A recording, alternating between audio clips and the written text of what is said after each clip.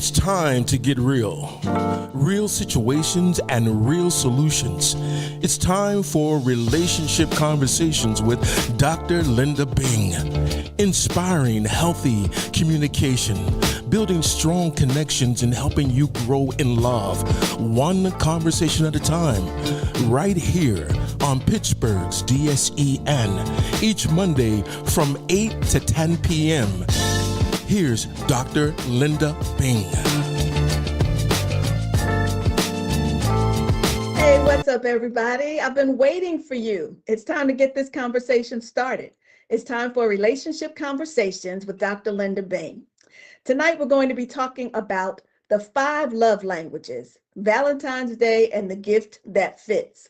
But first, let me just check in with you. As you call in tonight, maybe let me know, how was your weekend? How did the end of the week last week go for you? This weekend has been so heavy with activities between the Super Bowl, Olympics. I know you've been catching some of that stuff. So, if you feel like chiming in, did your team win? Were you going for New England or were you going for Seattle? All those good things. Just share them with me when you get a chance. But we're going to jump right in just a moment and talk about, because Valentine's Day is right around the corner.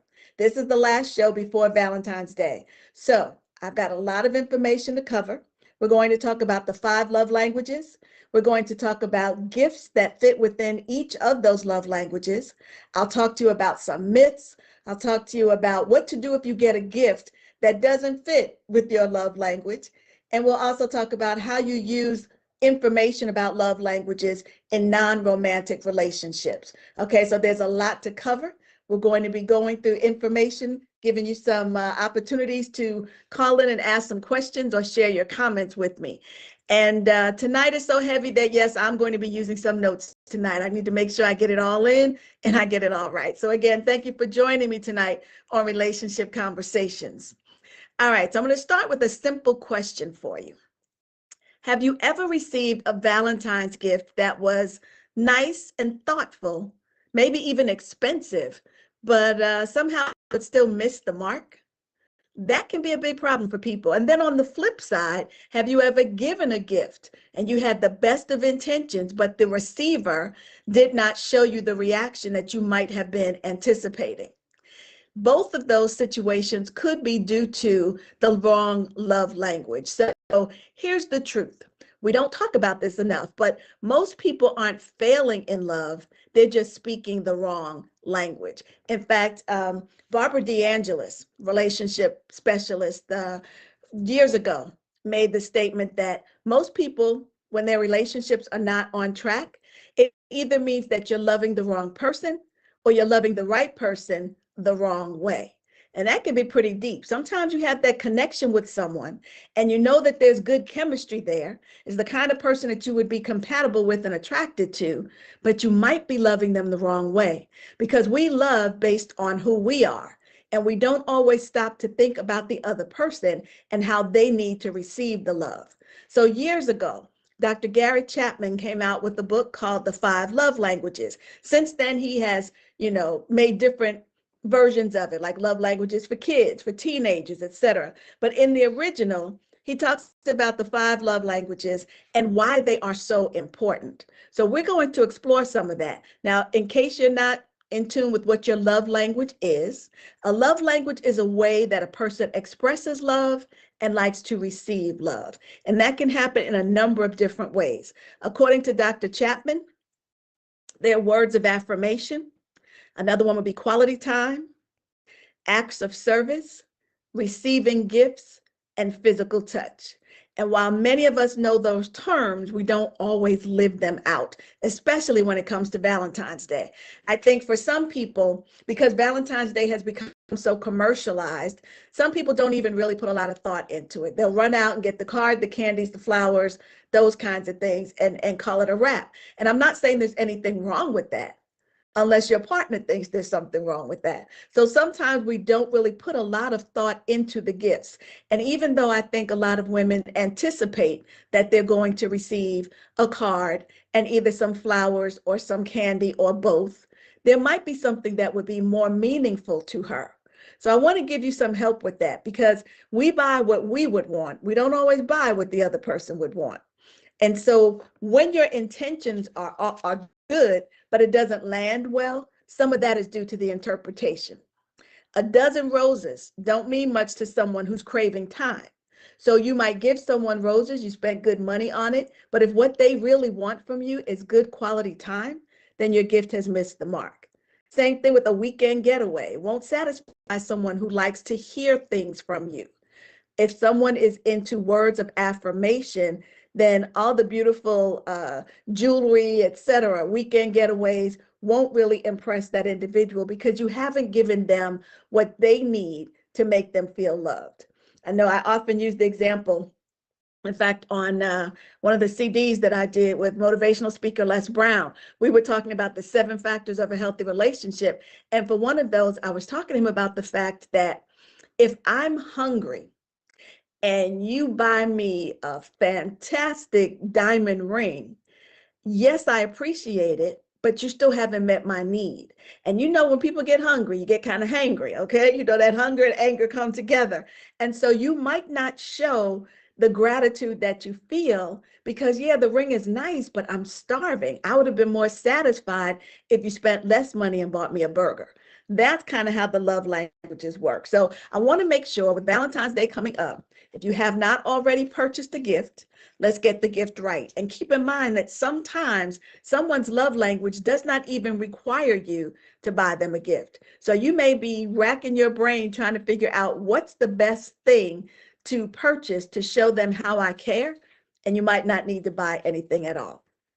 All right, so whether you are partnered with someone, single, dating, married, or just trying to figure it all out, we're going to build some awareness tonight. This is not about shaming or blaming. It's not about telling you that you've been doing something wrong. It's just helping you to settle in on what is your love language and what is the love language of the person that you're in relationship with. So let's go through them. I said that words of affirmation is one of them. And basically, and I will go into them in more depth, but for right now, just understand that that means that someone feels loved when they get words, whether it's on a card or spoken, a note, something that verbally expresses feelings. So someone who's into words of affirmation as their love language, they want to hear the I love yous. They want to hear thank you. They want to hear, I'm having a good time with you. Words mean a lot when someone has words of affirmation as their primary love language.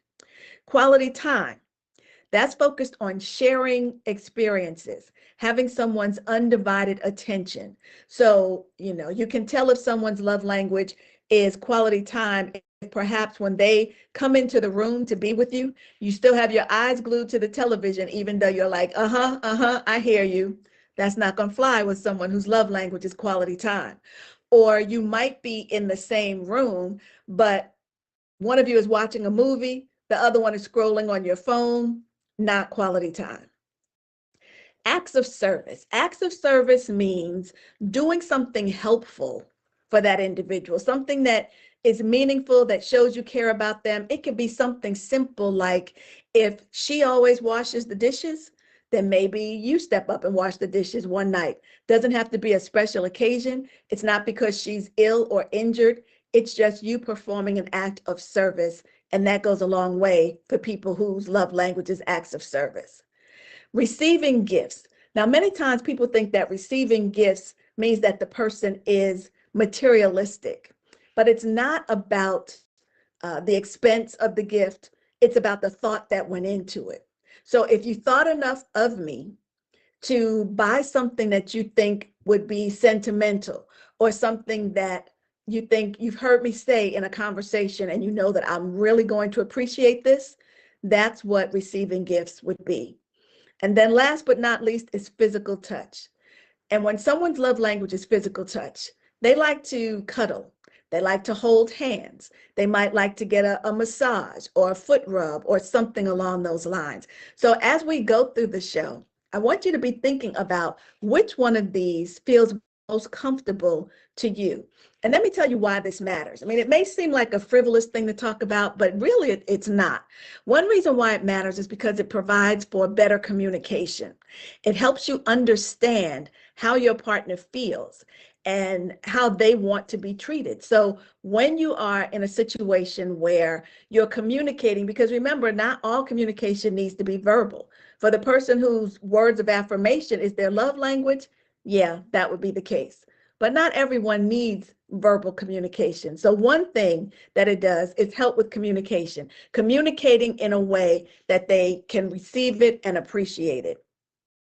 It also matters because it helps to fulfill needs. Like I told you, if I'm hungry and you buy me some material thing that I cannot eat, you have not satisfied my need. And over time, people will build resentment. One person may feel like, I'm breaking my neck, I'm bending over backwards, doing things to make you happy. That might be their intent, but how is it landing? If the things that you're doing are not the things that I need, then I'm feeling unfulfilled. And so bottom line is you're thinking that I am so ungrateful and I'm never satisfied. That's not it. It's just that you're not doing the things that it takes to satisfy me. And it doesn't have to be a mountain of things. It doesn't have to be expensive things. It just has to be the right thing. When you understand someone's love language, it helps you avoid misunderstandings. It helps you make sure that you're on the same page as you're progressing in your relationship. And it doesn't matter whether it's a new relationship or whether you've been married for 40 years. You have to be able to communicate in a way that you will avoid misunderstanding someone, their intent when they do something for you. And it helps to build connection. It creates a stronger foundation and it helps the other person feel secure and feel appreciated. So there are some really important reasons. And psychologists have studied a lot of these things to understand what's the psychology behind having a love language. And so as we continue, I will share some of that with you. But I do want to remind you that if you have a comment or a question, please feel free to call in. You can call us at 412-213-8995, or if you'd rather text, send a text to 412-218-3888.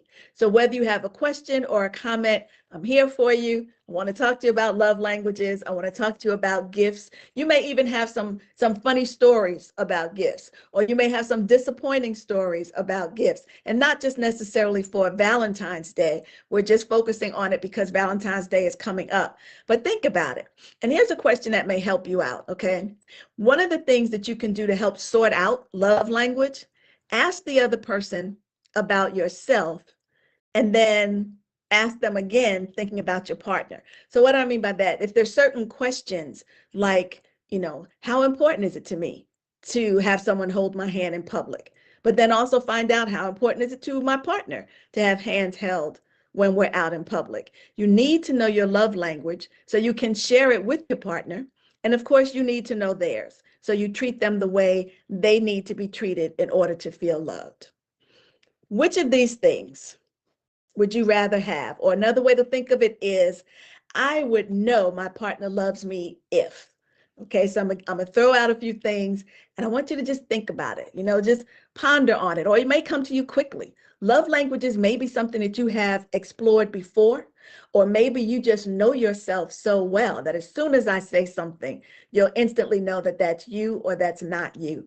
Sometimes people surprise themselves because they might feel as if they really are into one love language, but the more they dig into it and ask questions, they realize that it's something else. And I should mention too that there are some people who might be moved by several of them. We have a primary love language, and then we also have secondary love language. There are usually two that are the strongest, but you might have a little bit of all five in you. So here's one. I would know my partner loves me if, which one rings for you? They said or wrote a really sweet message, And are you one of those people who the card is important? There are some people who they get a gift and the card is just ancillary. They don't pay it any attention. They want to see what's in the box. But then there are other people who take a lot of time to buy the right card and they want you to read the card. Read it before you open the gift because for them, the card is a part of the gift. So Would you know your partner loved you if they said or wrote a really sweet message? Or maybe it's this one. I would know my partner loves me if we did things together and all of their attention is on me as if there is no one else around. Again, sometimes people feel like someone else is needy. There's a difference between being needy and having quality time as your primary love language. I would know my partner loves me if they did some of my responsibilities to take the load off of me without me having to ask. Another way to know.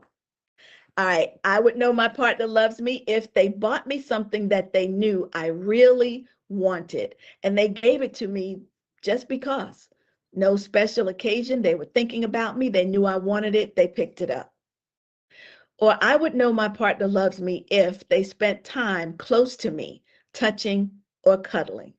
Now, each one of those represented a different one of the 5 love languages. And as I said, we will spend some time digging into them so that you get a better understanding of what each one of them really is about.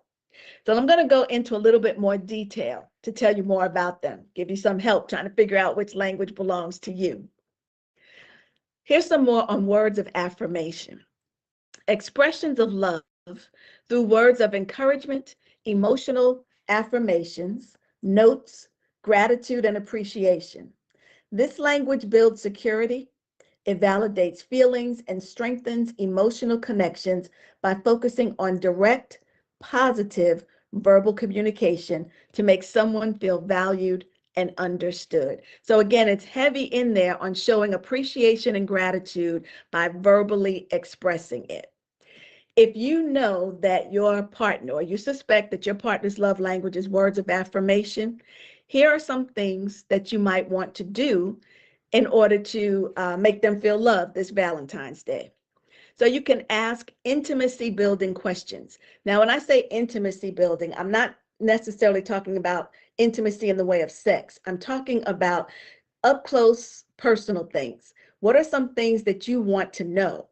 And some of them can be somewhat surface, like wanting to know what's their favorite color, favorite movie, those kinds of things, because that's information that you could use later on in buying something for them or helping them out in some sort of way. So you want to ask questions like that, but you also want to know things like hobbies. You know, what makes that person tick? If you two are compatible, what is it about that individual that adds to the compatibility? So ask those kinds of deep questions. And if it's a relationship that is going to get serious, and you think it's one that's going to continue, or it's one that you've been in for a while, you want to keep going deeper and deeper. Sometimes people's feelings and thoughts change. So where you may have known the answers to some of those questions a while ago, maybe now you don't. There are games out there. If you feel like you're not good at starting these conversations, there are books that are conversation starters for couples. There are games. There's some you can get off the internet. There's one that we have in our home where you pull out a card, and on the card is a question, and you ask your partner that question. Sometimes you just ask it of your partner for them to answer, or you could answer as well. But it would be things like, you know, around your thoughts and feelings. It could be something like, what's your favorite memory of us? Or, you know, what's the favorite vacation that we've taken together? Getting information, and you can use that to go deeper. So you can ask, why? Why did you like going to the beach better than going to the mountains? You know, it's those kinds of things just to help you get to know one another. So maybe one night when there's nothing really great on television, turn the TV off, put some music on, and just start asking some of those questions. Pull a card out of the deck, ask some questions. So that's one thing that could be a gift if you think about it. The intimacy building could be a gift. Another one, if you read modern love stories together out loud. There are some people that are really into reading, and there are some that do read out loud to one another. Now, that may not be your thing, okay? If it's not, no problem. But maybe you find something that you read together. And even if it doesn't have to be a novel, it can be a devotional. It can be a self-help book. Maybe there's a hobby that you're interested in and you can read up on that. The whole idea is you're using words. You're speaking to that person because you're using words. So maybe one gift is to, buy the book or select a book from something that you already have in the house and just turn off all electronics and just sit down, spend some time reading to that person. Talk about your love languages. That's another one, because again, you're talking and you're helping one another understand who you are, how you like to be loved, and vice versa. Write things that I love about you. Now, let me just say this. If some of these things that I'm reading right now kind of make you want to gag, if you feel like, oh my gosh, what kind of gift is that? Then chances are words of affirmation is not your love language. But I would still suggest you listen, because you never know when you're going to meet someone who has that love language. So yeah, some people like to write. You can write a poem. You can make a list of things I love about you. You can give them a note that has something on it that you love about them. Someone who likes words of affirmation will really appreciate any of those things. Make your cards instead of buying cards. Some people are very handy and crafty, and they can put together something that looks almost as good or better than what you might buy in the store. And certainly, have you looked at the prices of greeting cards lately? You could probably do a lot better making it yourself than if you were to go to the store and spend $8, $10 on one single gift card or one single, special occasion card. So make it. Put things on it that he or she likes.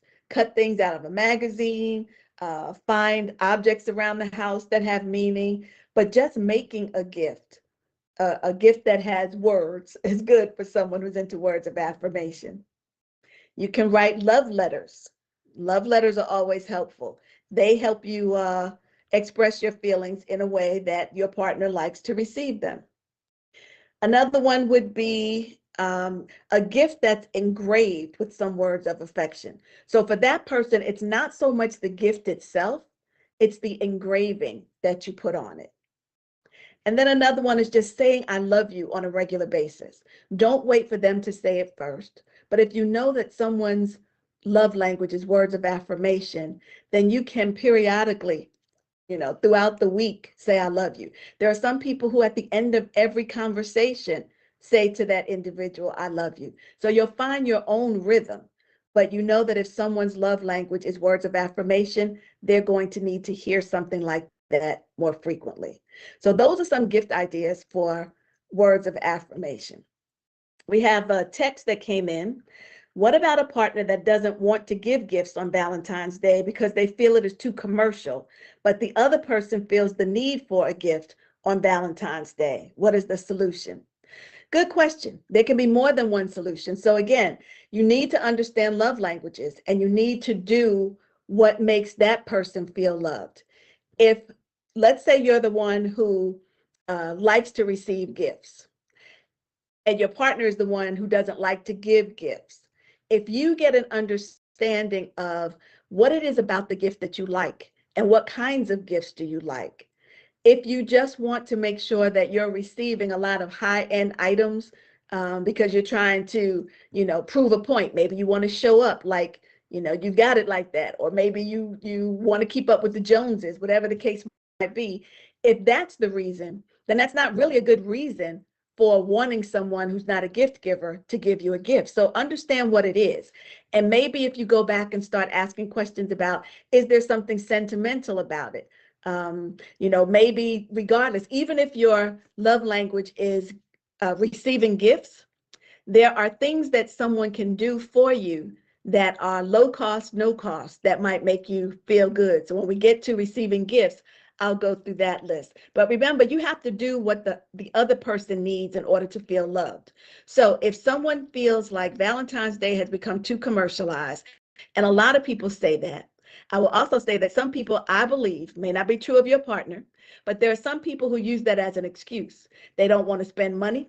They don't want to maybe take you out because they know on Valentine's Day it's crowded and prices have been jacked up. Maybe there are things like that that are getting in the way. So it's not so much really that they are saying, oh, it's been too commercialized. For that matter, Christmas. Look how we've lost the real meaning of Christmas. And you want to talk about commercialism, that is the one, that holiday has really been commercialized. But that individual who says, I don't want to buy Valentine's Day gifts because Valentine's Day has become too commercialized, that person probably buys Christmas gifts.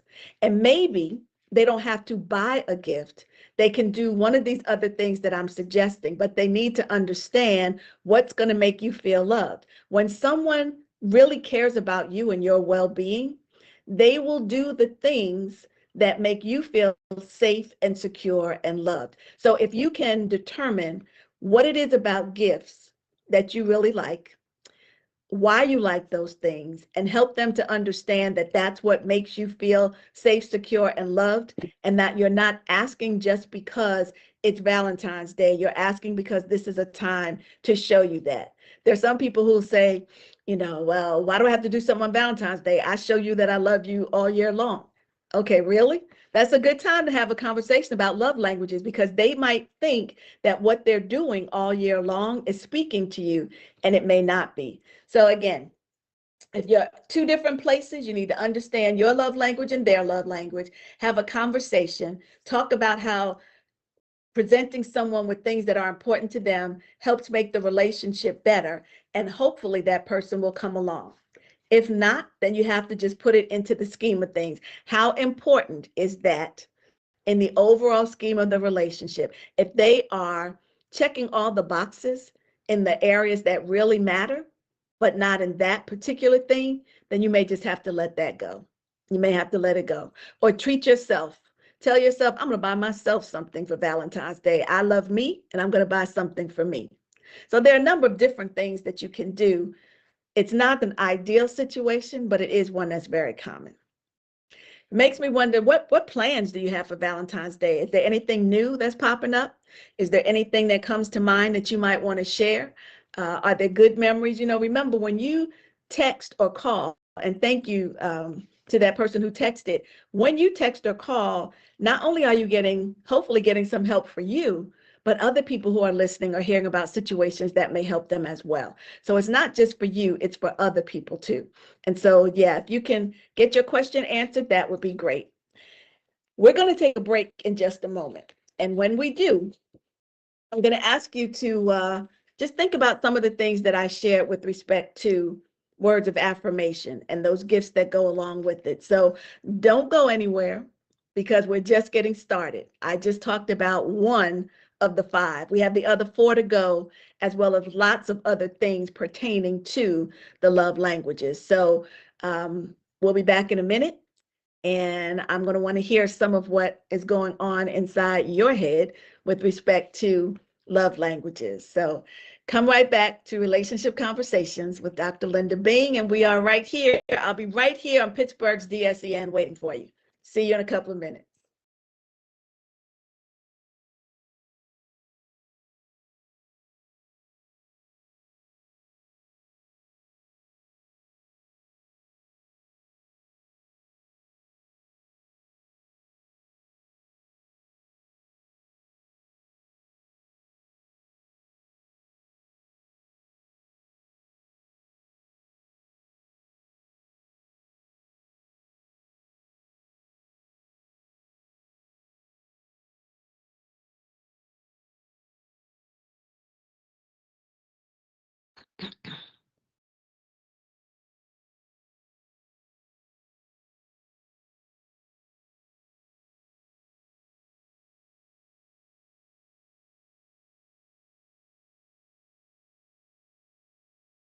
Pittsburgh, it's an old school party. Yes, each Saturday we throw it back with some of the best old school music, funk, R&B, old school, rap, hip hop, and all the jams that make you move and dance. Yes, check it out.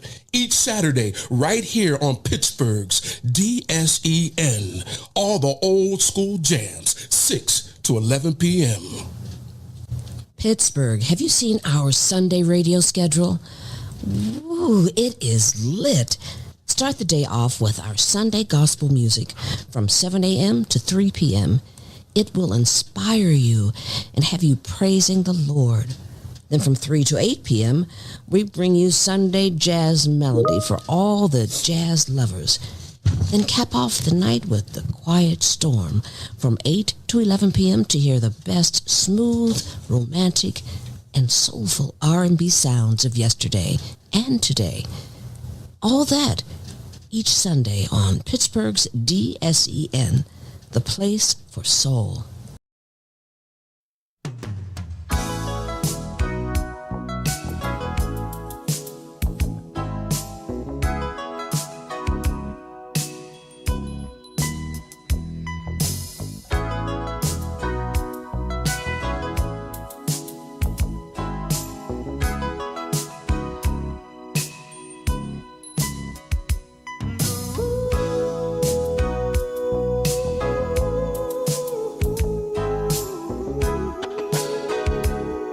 Hey, welcome back. Thanks for coming back. You are listening to Relationship Conversations with me, your host. I'm Dr. Linda Bing. And tonight we're talking about the 5 love languages and some gifts that fit. So, a little out of breath. On the break, I ran upstairs to get some of the things that I was talking to you about because I want to show them to you. So, for instance, I told you how you could use conversation starters. Here's a book called Creative Conversation Starters for Couples. Small little book. And it comes out through Focus on the Family, if you know anything about that nonprofit organization. One of the things in here says, here's some questions to ask. How did you get along with your parents during your teen years? Another one is, if you could possess any extraordinary talent in one of the arts, what would you choose? Oh, another one is, in what ways can I make you feel more confident as a parent? So again, it's just a way to get the conversation started. But when your partner is into words of affirmation, that helps.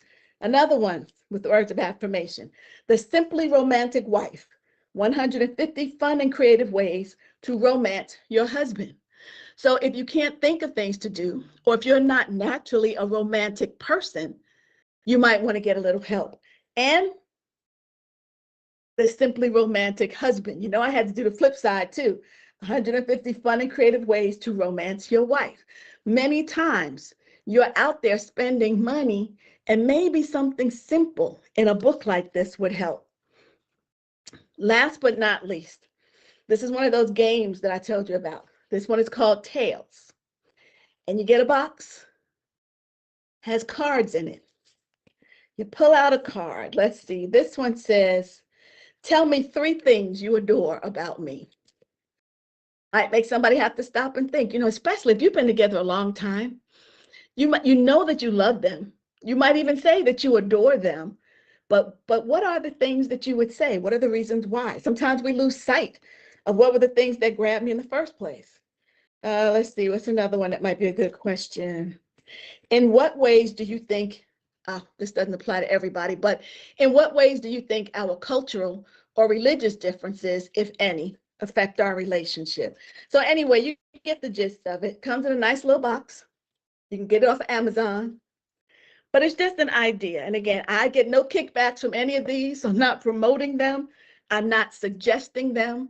I'm just sharing with you. These are some things. So call me 412-213-8995 or text 412-218-3888. And I believe I've got another message. Yes. What about a partner that shows affection on Valentine's Day only to be flashy so others can see what he gave? It appears he wants people to be envious of the gifts he gave. All right. That one I'm going to say could depend. To really answer that, I would need to know a lot more about that person, their behaviors and behavioral patterns to be able to tell you why they're doing that. Because there's not just one canned answer that would fit in every situation. But since I can't do that, what I would suggest is that you still suggest some of these things. If the gifts that you're receiving are nice, but not necessarily what you would want, then you can make suggestions to them. And as I said, later on in the show, I am going to tell you about the ways that you can talk to someone to help them know that the gift they're giving doesn't quite fit your love language. So I don't want to get ahead of myself. I'm going to ask you to just hang in there with me until I get to that part in the show and I can share that. It could just be that somebody has a flashy personality and that's just the way they do things. That's their personality. There's nothing you can really do about that. But there could be other things. And like I said, without really knowing that individual, it's difficult for me to say why they're doing what they're doing. But I'll give you some things that you can do to help counter that. So thank you. I appreciate the question. All right, so we talked about words of affirmation. The next one we're going to look at is quality time. Quality time centers on receiving undivided attention, emotional connection, and presence, not as in a present, not just sharing physical space, but being present. It prioritizes active listening, eye contact, and engaging in shared activities without distractions like phones or television. So someone who's into quality time really wants you. And so here are some gifts. You can do something active together. So if you're into things like riding bikes, roller skating, hiking, those kinds of things, take time to do those things together, because then they know, okay, you don't have these other distractions. Your attention is on me. And if you're hiking, you'll be having some conversation at the same time. Again, your attention is on me. Cooking class, another example. And I should tell you that many of these examples come from resources that are available on the internet. Some of them were ideas of my own, but to vary it up, I looked for some other things. You can do the same thing. You can go out there and Google what are activities that I can do for someone whose love language is quality time. So cooking class is another good one, and it's functional too. So the two of you can take a class. Maybe there's something that you love to eat but don't know how to make, or maybe you've never even heard of it. It might be some ethnic food that is so different from your own ethnicity, and you go and learn about it. So you're spending time together. You get to eat whatever you made at the end of it, and it's something that you might get to try again at home. So take a cooking class together. What else? Stargazing. Yeah, that's a good one. Maybe a good way to do that one is go on an evening picnic. Pack a lunch. Now, again, you got to know your surroundings and all those kind of things. Be safe. Okay, be safe. But maybe you take a blanket. You go to a park that's open and allows people to be in it at sundown. And you spread out and you have a little picnic and you just kind of look at the stars. Depending on where you live, you may see some stars, you may not, but just spending that time together. Dance class, that's another good one. Maybe there's something you've always wanted to do. Maybe you need to take some salsa lessons. Can you salsa? Can you merengue? Get out there and learn some of that. Another thing you might want to do, some people are into swing and the big bands. Depending on where you live, I know a lot of my excuse me. I'm so sorry. It's what happened on your live radio. Some of my listeners are no doubt in the Midwest. So if you're in the Chicagoland area, stepping is a big thing. If you don't know how to step, maybe you can go take some dance classes together. So dance classes, yeah, they're fun. You're going to laugh at yourself and at one another. And you're going to learn something new, particularly if it's a dance where, if it's not a hip hop kind of dance and it's something where touch is involved, that's another good thing, because not only do I have your undivided attention, but just the fact that we're communicating through touch is a good thing. I would add to that, recreate your first date. Think about when you met, where you met, and maybe you can do something like that again. Maybe your first date was dinner and a movie. Okay, so fix dinner at home and rent the movie or find it on Netflix or Amazon Prime Video or something. It's out there somewhere. Find it and sit at home, have your dinner, watch the movie, and maybe even talk about things that, remember the first time we did this, and fill in the blanks. Maybe there was some funny situation that happened you can bring up. Or maybe you cried at the movie the first time and you're crying again. And you can say, that part always gets me. And it just recreates it and brings back some of the good feelings. You can do a staycation at a local hotel. And then you're really cutting out the distractions, because sometimes when you're at home, you are tempted to go and take care of some chore in the house. There are other things that pull at your attention. So if you go someplace different, you don't even have to travel far. Go down the road to a hotel. It doesn't even have to be 5-star. The idea is spend some quality time, date one another, spend time together.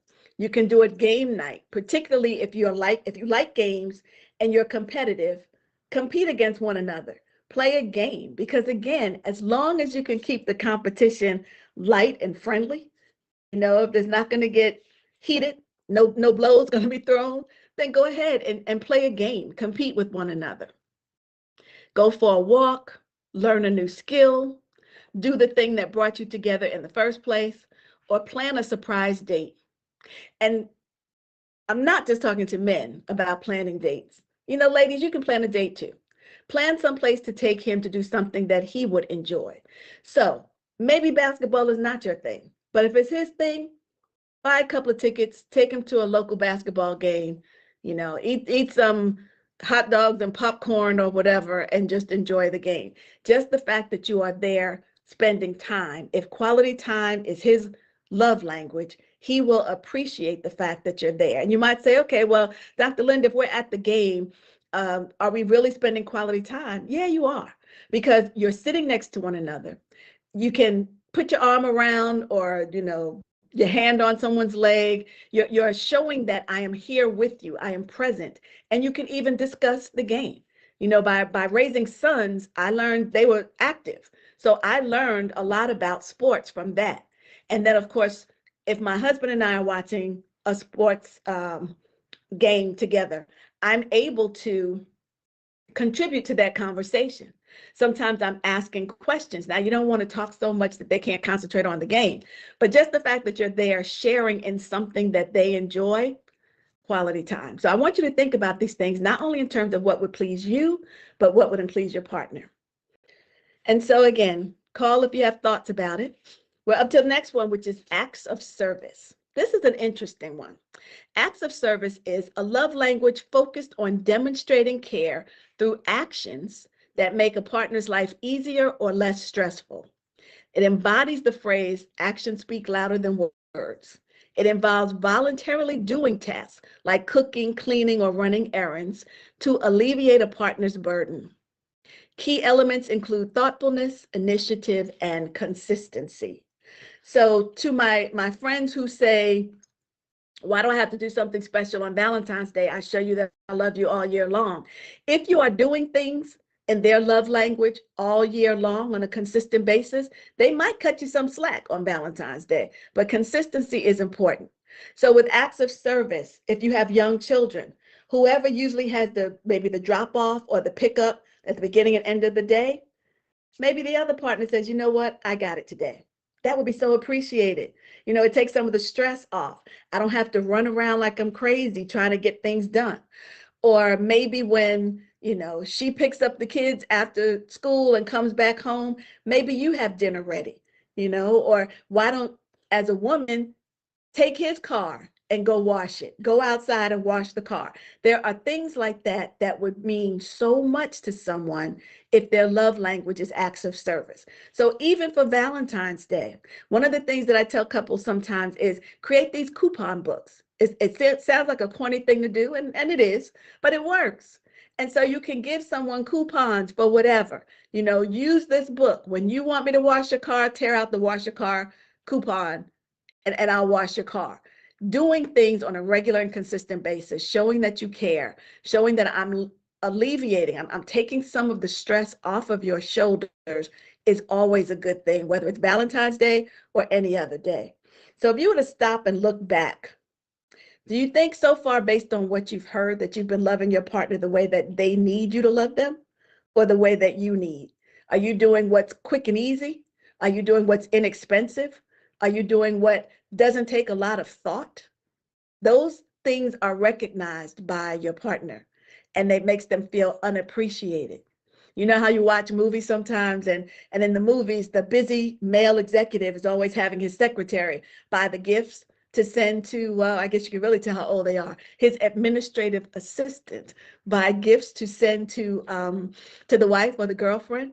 You know, when things like that happen, the recipient is not fully appreciative because he didn't take the time to do it. So acts of service, don't just hire somebody to do it. That might be helpful in some situations, but it means a lot more when you do it for them yourself. Receiving gifts. This is one that I like to help bring clarity around. Receiving gifts, thoughtful, symbolic, or surprise items that say, I was thinking of you.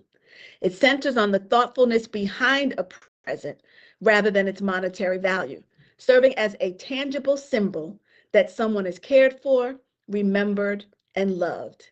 It is not inherently materialistic. It's not materialistic because it's not the value of it. It's not where you bought it, how much you paid for it, what designer name is on it. That's not it. It's about getting something that you know means something to them. And it's about the emotional significance of the effort and the intention behind the gesture. That's why when you delegate having it done by someone else, it doesn't mean a lot to somebody who's into receiving gifts, because what they're really looking for is the thought and the effort that you put into it. So if you know that there was a favorite childhood story, maybe even as an adult, you could buy that book. You know, maybe it was a book that was read to them at bedtime by their mother who is no longer living. Do you know what that would mean to someone whose love language is receiving gifts if you were to buy that very same book for them? Because the sentiment is there. It doesn't matter that it's a $10 children's book. What matters is you remembered that I told you my mom read that to me. You know that I miss having my mom, so you gave me this, which is a good reminder. It takes me back close to her and the time that we used to spend together. That $10 kids book may not even be $10. That book would mean so much more than the flowers and the candy and the other things that you might be buying for gifts. Maybe it's a souvenir. Maybe you went on, even if it was a business trip, you went on a business trip, and while you were in that city, you picked up something to bring back as a souvenir. Because again, it says, while I was gone, I was thinking about you. And this is what I'm bringing. So try not to make it something that you just picked up at the airport that they obviously know you picked up at the airport. I mean, I'm not saying it can't be from the airport, but just put a little thought into it. Don't just pick up the I Heart New York t-shirt. No, get something that says, this is something I know you like. It might be candy from the gift store. You know, I was with some friends on Saturday. We got together for lunch. There were about 5 or 6 of us. And one of the things that we were talking about, somebody brought it up, was remember those candies that used to come and fill in the blank, and remember those cakes, and remember, and people were saying, what did you call, what was that thing called? And we just got into a conversation like that. It felt so good to reminisce about candy that we ate as kids. So again, when you can do something that connects someone to a good feeling, that's a good gift. Personalized items. You can find them all over the place. Something that has a nice slogan, a scripture, a quote, or even their name. You know, find something personal, make it personalized, get it engraved or embroidered or something. Because again, that says, this was not just some generic gift. You were thinking about me. Handmade items. When we talked about words of affirmation, I recommended handmade cards. It could be the same thing here, a handmade card, or it could be something else. If you're someone who knows how to knit or crochet a hat. You know, if you're someone who knows how to sew, put together an outfit, those kinds of things, but something that's handmade, put together a scrapbook. You know, that says to them, that not only did you take the time to do this personal thing for me, but you had to find things that are important to me. Because again, remember, scrapbook is a collection of memories. So maybe you put together this scrapbook for them. Send a surprise delivery to their office. That's always a good thing. You know, we tend to think about women getting flowers at the office, and that's fine. But did you send flowers to a man? You could do that as well. Did you send, maybe send lunch? Maybe send candy, whatever, but send something to the office as a surprise. And while these are things that can be done at any time, if you do it around Valentine's Day, it's an inexpensive way to get some extra brownie points. I'm telling you. Maybe frame something meaningful. If you bring back that souvenir, or if there was something, this may seem trivial, but maybe you're at the beach and you have a nice beach vacation and you picked up some seashells. Come back and have them put into, a lucite box or something so that they can always be seen.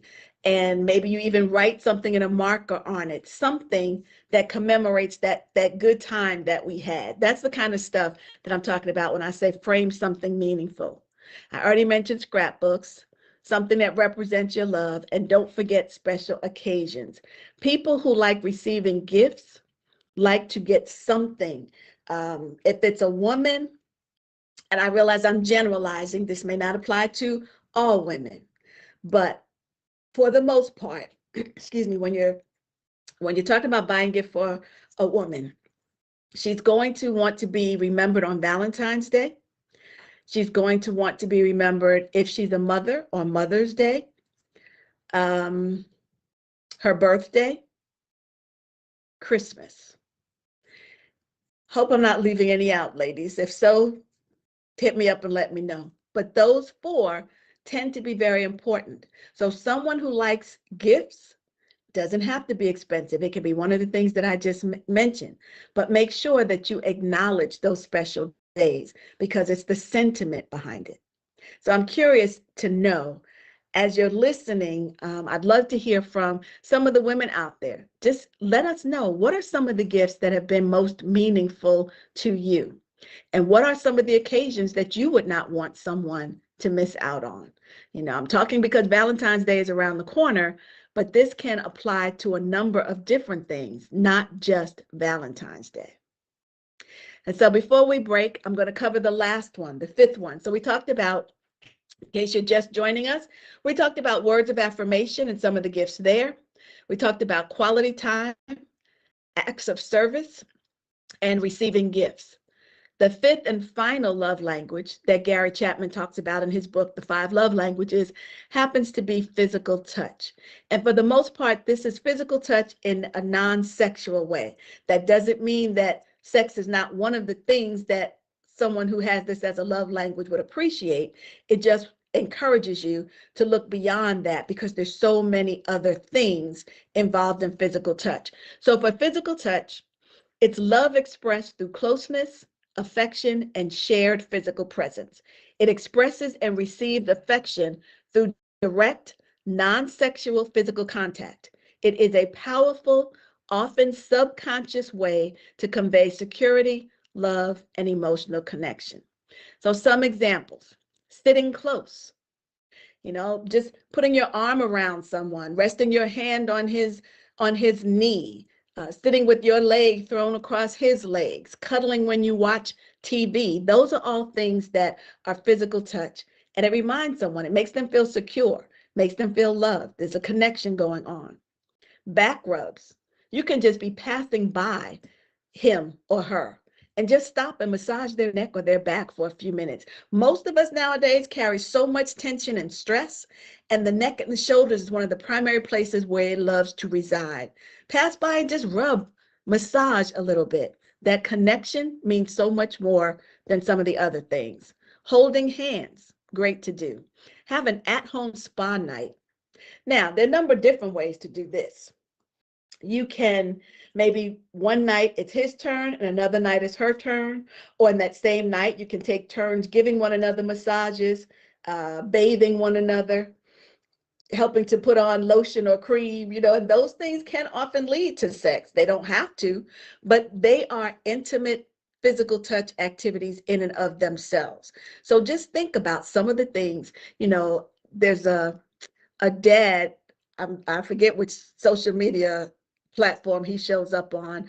It's probably either Facebook or Instagram, but he treats his little 2-year-old daughter like she's this little princess, and it shows him giving her spa days, and he does her fingernails and her toenails and different things along those lines. You can do those kinds of things for one another. So, no judgment, men or women, whoever you are, if you like having your nails done, yes, you could do their nails for them. Something that you could do at home. Buy them. Now, here's something that's may seem strange, but you can buy a super cozy blanket. You buy them a nice big furry blanket that they can just cover up in. It is so cozy that even though it's not you touching them, because maybe this is one of those situations where their love language is physical touch, but you're not big into touching. Okay, buy them something that represents it. The cozy blanket, the fuzzy slippers, those kinds of things that let them be cuddled up and touched with softness, and just sit near them. They'll make the connection. They will connect you and the fuzzy gift that you gave, and it has a similar effect. And then, of course, the obvious things like hugging, kissing, cuddling, all of that. And if you're not the one who typically initiates sex in the relationship, then you be the initiator from time to time. That goes a long way. That goes a long way. So yeah, a lack of physical contact can cause people who have that particular love language of physical touch to feel like they're neglected, like they're unloved. It makes them feel insecure in the relationship. So even though that may not make sense to you, or it may seem like such a small thing, why would that bother them? This is not about judgment. Understand who they are and what they need in order to feel loved. And just know that when you don't do those things for them, it may feel like rejection or neglect. All right, so I got another text here. Let's see. Wonderful idea. So a great place to go in Pittsburgh is Mount Washington. It overlooks the city, and it's a great place for a romantic walk. Or if you want to spend money, there are great restaurants up there. So thank you for that. It's coming from the folks in the studio. If you are in the Pittsburgh area, by all means, check out Mount Washington, because there are a couple of love languages that were just copied in that message right there. It's the place for romantic walk, so quality time is in there. If you want to spend money, there are restaurants and things there, so that might cover the gifts received. If you are holding hands while you're walking, then you've got physical touch. The more senses or love languages that you can bring in at a given point in time, the better. So hopefully this is helping. This is resonating with you. Keep the comments coming. Ask the questions. And we're going to break. It's time for another one. Time to show you a few commercials. But now that we've covered the 5 love languages and some of the gifts that go along with each of them, why not let people know what you like? So call in and share. You never know who might be listening. Call in and let us know what is your love language. And if there's someone special in your life who has hit on that love language, then it's a good time to let them know. Let them know how much they are appreciated. Again, remember, if words of affirmation is important to them, then they're really going to appreciate you calling in and they're hearing those words. So I want you to think about those things. Go take a stretch break or cover one of the biological necessities that you might need to cover and get your mind out the gutter. You might need to get some water or something. Maybe you're thirsty. That's a biological need. So go do what you have to do, but don't take too long, because we're going to come back and continue with the conversation right here on Relationship Conversations with your host, Dr. Linda Bing. See you in a few minutes. Pittsburgh, it's an old school party. Yes, each Saturday we throw it back with some of the best old school music, funk, R&B, old school, rap, hip hop, and all the jams that make you move and dance. Yes, check it out. Each Saturday, right here on Pittsburgh's DSEN. All the old school jams, 6 to 11 p.m. Pittsburgh, have you seen our Sunday radio schedule? Ooh, it is lit. Start the day off with our Sunday gospel music from 7 a.m. to 3 p.m. It will inspire you and have you praising the Lord. Then from 3 to 8 p.m., we bring you Sunday jazz melody for all the jazz lovers.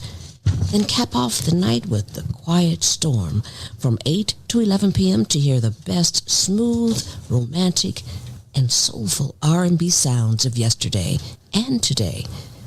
All that each Sunday on Pittsburgh's DSEN, the place for soul.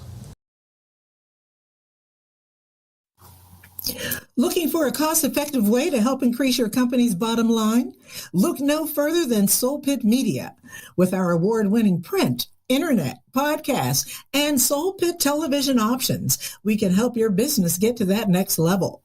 For more information, contact Craig Dawson at 412-407-7685. That's 412-407-7685. And let Soul Pit Media take you to that next level. Business owners thinking about back-to-school promotions and replacing summer flavors with pumpkin? What about your taxes? Reduce your stress and tax liabilities by planning for tax time now with Cameron Professional Services Group. CPSG takes your goals, values, and visions to create a custom tax plan catered specifically to your business. We work closely with you to ensure that as your business grows and goals shift, so will your custom plan. Located in the Hill District in Pittsburgh, PA, CPSG is a CPA and consultant firm, providing services in accounting, auditing, tax planning and preparation, community development, and operational management. Call Cameron Professional Services Group today at 412-251-0607. Have you had the Beat by Niche experience? Beat by Niche is one of the top makeup artists in the city of Pittsburgh. She's touched the face of Cardi B, Love and Hip Hop personalities, and various Steeler wives. If you have not sat in her chair, what are you waiting for? Visit beatbyniche.com to schedule your special makeover for all occasions: weddings, graduations, proms, photo ops, and more. Visit beatbyniche.com and experience the touch of excellence. Lady, when the sun goes down, and you find yourself in need of reciprocation and some gratification, just pick up the phone. Tell me the time, and I'll be there in record time flat. 10, 9, 8, 7, 6, 5, 4, 3, 2, 1. Countdown to love. Countdown to All love. right, welcome back. So glad you came back to join me. This is Relationship Conversations with your host, Dr. Linda Bing. And you know you're listening to Pittsburgh DSEN. Tonight we've been talking about the 5 love languages. You remember that book by Dr. Gary Chapman? Came out years ago, but it's a classic. When it comes to relationships, it's definitely one that you need to have on your shelf. So we're talking about the 5 love languages. And let me just refresh for those of you who may have forgotten or missed some of them. One is words of affirmation. Another one is quality time. Number 3 would be acts of service. Number 4, receiving gifts. And number 5, physical touch. Those are all ways that people like to express love and receive love. And now that we've covered all of those to some level of detail, just want to find out, did you get more clarity around your love language? If so, why not give us a call and let us know what your love language happens to be. If you have a question, maybe you can't quite decide which one is yours. Remember that you can have more than one. There's usually one that's primary, but your secondary might also be close to your primary. And of course, there are people who have who get good feelings from any of the 5. So it can be a variety, a mix of things. So share with us something about your love language. And if you're single, I'd really be interested in finding out what love language are you now most aware of needing in your next relationship? You know, maybe there's some things you've been missing out on and you didn't know. Or maybe there's someone that you really had a good vibe with, but something was off and you didn't feel secure and loved and safe and all of those good things. It could be because that person was taking care of you, speaking in a language that you did not understand. So all of that is fair game. You know the number, 412-213-8995, or text 412-218-3888. We're going to keep talking about love languages and gifts, given that Valentine's Day is right around the corner. Maybe I gave you an idea of something that you could do or buy as a gift. Because remember, gifts don't always have to be bought. It can be something that you make, or it can be something that you do. For somebody who likes acts of service, just a simple thing, take over a household chore, run some errands, you pay the bills this month, get out the checkbook, whatever it might be. Just think about what would make that person really feel loved and appreciated this Valentine's Day. And for those who tend to feel like Valentine's Day has become very commercialized, yes, it has, but what hasn't? This is a capitalistic society and everything is commercialized. But I hear you on that. So if you feel like I'm not going to run out and spend a lot of money, okay, fine. Think of something else that you could do in lieu of. For people who like receiving gifts, it doesn't mean that it has to be some high-end, expensive gift. Just do something that would make that individual feel loved and appreciated. So let's go a little bit deeper. I'm going to throw out some scenarios, and I want to see, just judge for yourself if you can guess what we're talking about in terms of the love language. What is it that's being discussed in this scenario? I've got 4 of them. Real quick, we'll just go through them.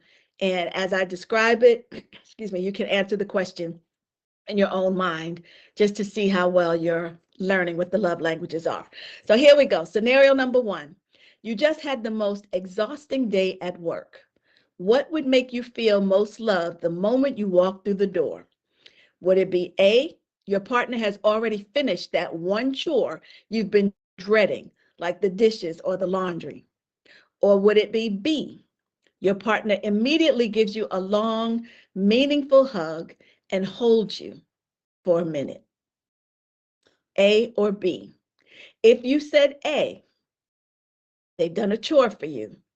That might indicate that acts of service is your love language, because that's an example of acts of service. If it was B, you just wanted that hug, you just wanted to fall into their arms as soon as you walk through the door, then you might be into physical touch. That might be your love language. So again, one question doesn't necessarily tell you what it is, but it leads you a little bit closer and closer to what it might be. Here's scenario number 2. It's a random Tuesday afternoon. Which of these would make you smile more?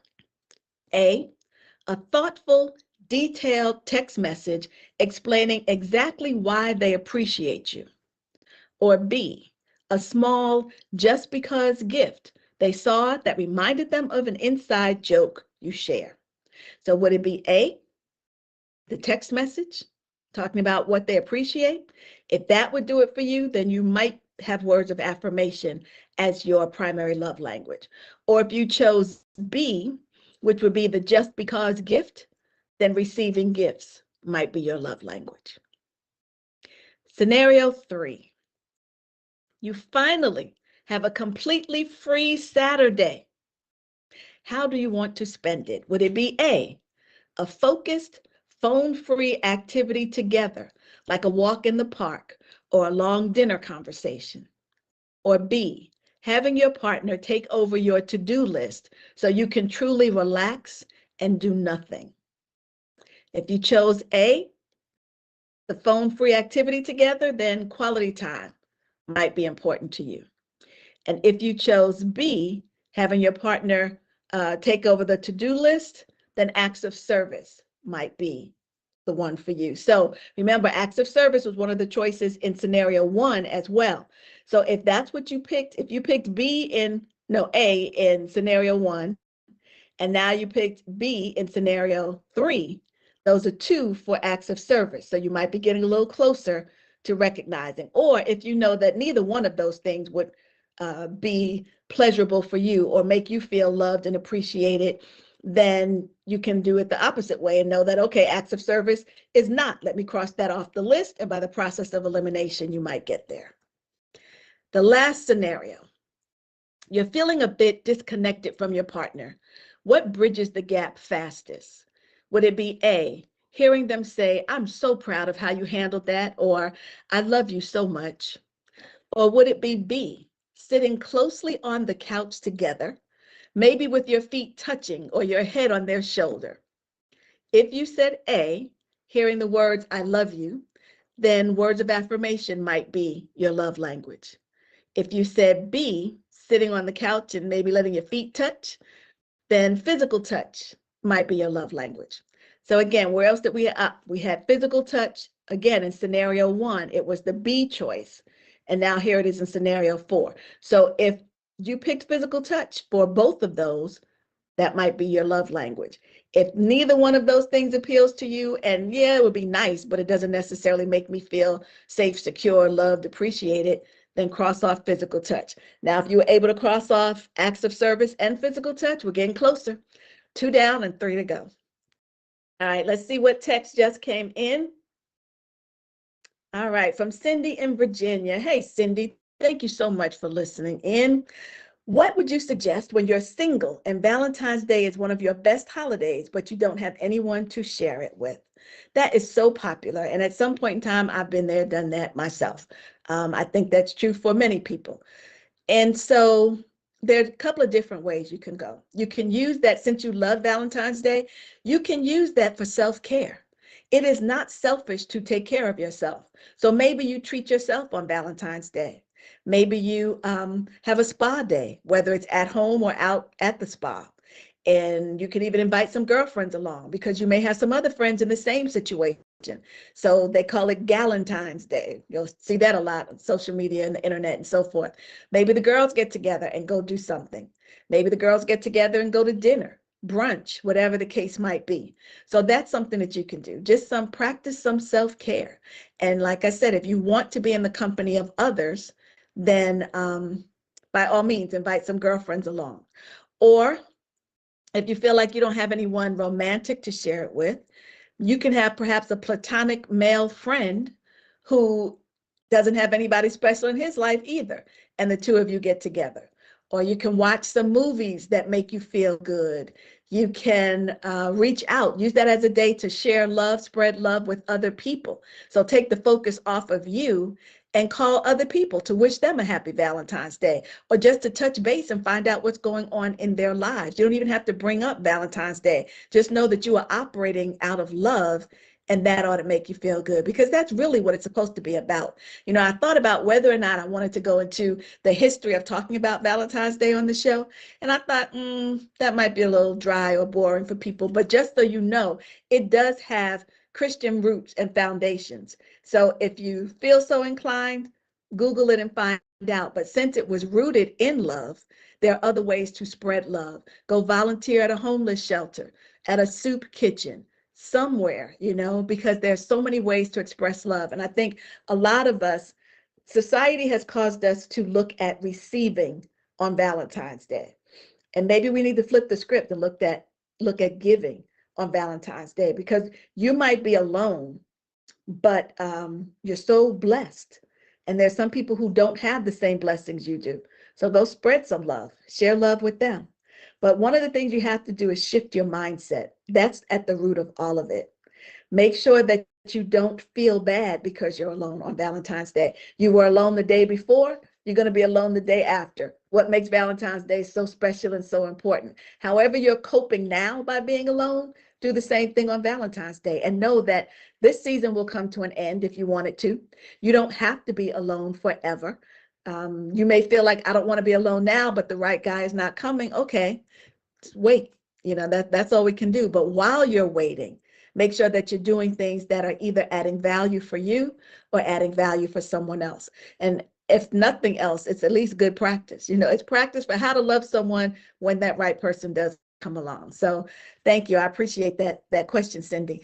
And, reminds me, since you're calling from Virginia, what I would say to all of you is, if you're enjoying the programming that you get on Pittsburgh's DSCN, by all means, put it in the comments.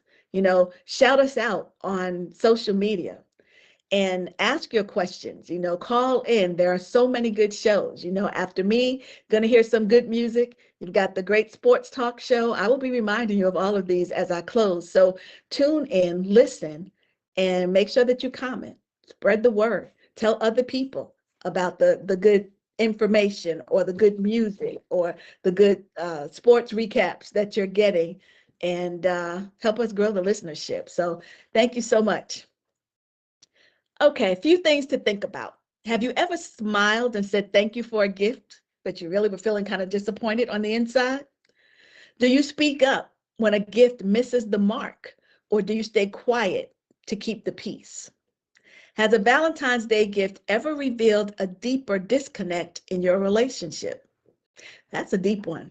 Maybe you thought you were on the same page until you got that gift and you were like, whoa, this person really doesn't know me at all. Those are things to think about. Those are things to think about, because sometimes we get things that don't line up with our love language. So I want to talk to you about some of those things. What do you do when your Valentine's gift is in the wrong love language? I've got 10 of those that I'm going to share with you. So one thing you can do is acknowledge the love before you assess the gift. At least appreciate the fact that the person thought enough of you to give you a gift. Even if you might feel it was the wrong gift, if you feel it was, a thoughtless gift, it was an inexpensive gift, before you start judging the gift, start with gratitude. Start with the fact that there was someone in your life who cared enough to recognize you on Valentine's Day. And, maybe think about what was behind it. What was the effort? Did they have to make any sacrifice at all? And sometimes you may feel like, well, for this, no, they really made no sacrifice. Well, they took the time to either purchase it or make it or something. So acknowledge the love before you just assess the gift. Number 2, separate the intention from the impact. We respond based on the impact that was given. But think about the intention. They probably did not mean to be offensive. I just had a flashback to a story that I heard many years ago. I was talking to a young man. I was outside of an apartment building. I think it was, yes, I was visiting. Okay, I did a job in Birmingham where my family and I were living in Alpharetta, Georgia, but I had a job in Birmingham, and I would leave home every Sunday night, drive to Birmingham, work all week, come back on Friday. Had to do that for about a year because the company that I was working for, this was obviously before I had my own business, company that I was working for needed me in Birmingham, but it was a temporary thing. It lasted longer than it was supposed to, but it was a temporary thing. So it didn't make sense for us to pack up and move. Okay, so I was outside of the apartment building where I was living when I was in Birmingham. And there was a young man who was sitting outside as well. And we just got into a conversation. He was, a lot younger than I was. So we were just chit-chatting. And one of the things that he told me about was his family had immigrated here from Africa. They were not well off at all. And he lived in a very small town. So the big news in his town was when they built a McDonald's. And the McDonald's restaurant, you had to drive like 30 to 40 minutes to get to the restaurant. So he met a young lady and he was taking her out. I don't think it was Valentine's Day. It was just a date, but he was taking her out. He took her to McDonald's and she was irate because, this is all you think of me. We go out on a date and you take me to McDonald's and yada, yada, yada. Now, this was not in the small town. This was now that he's back in Birmingham. But for him, McDonald's signified something totally different than it did for her. McDonald's for him, this was date night. There was no other place to go. McDonald's was it. And you would drive 30 to 40 minutes to get there. So you really cared about somebody if you took them there. But that's not her understanding because she didn't grow up in that same environment. So my point is separate the intention from the impact. You might be initially offended. That might be the impact because this person took you to McDonald's. But then think about, and again, if you were talking and communicating, or use this as a way to talk and communicate to find out why, so without being snarky in any way, You can say, what made you pick McDonald's to take me to? Get the backstory. You know what I mean? Separate the intention. He thought he was doing something great, and in her eyes, he was not. Separate intention from impact. Number 3, use the gift as information, not evidence.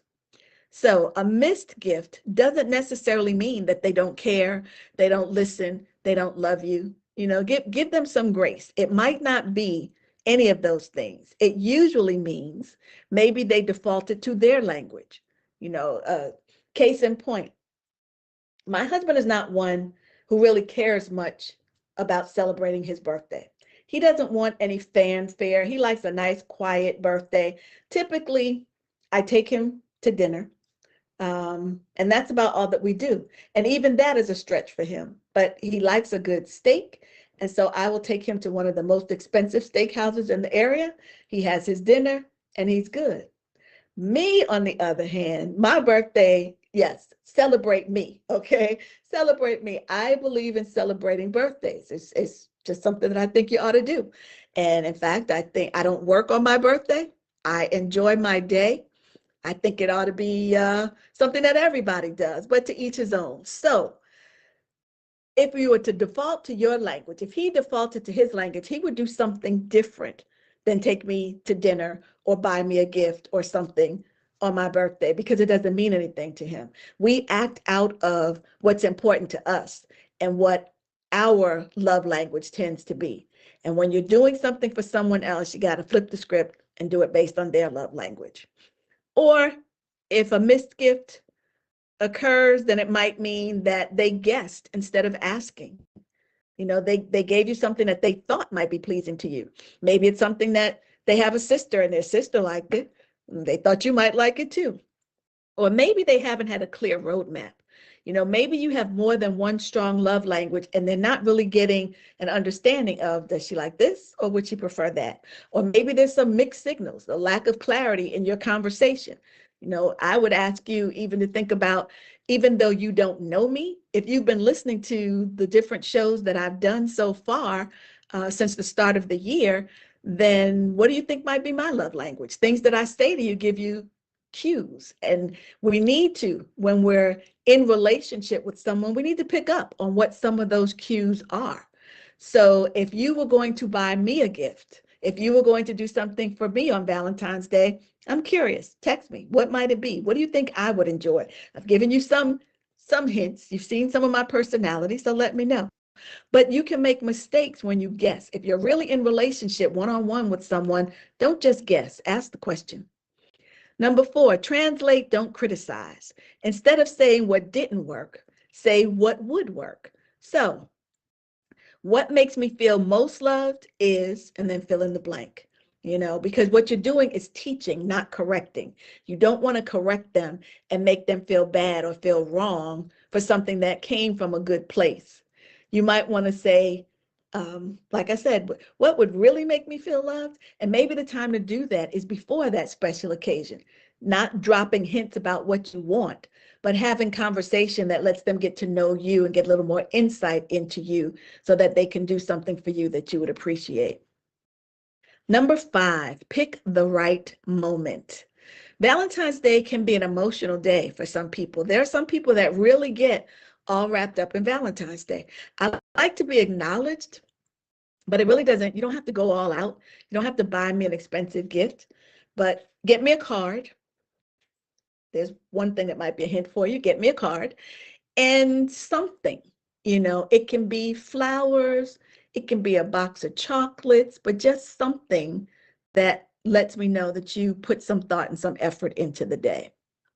If you're disappointed, it's okay to pause. You know, I want to talk about this when I can do it with love, not hurt.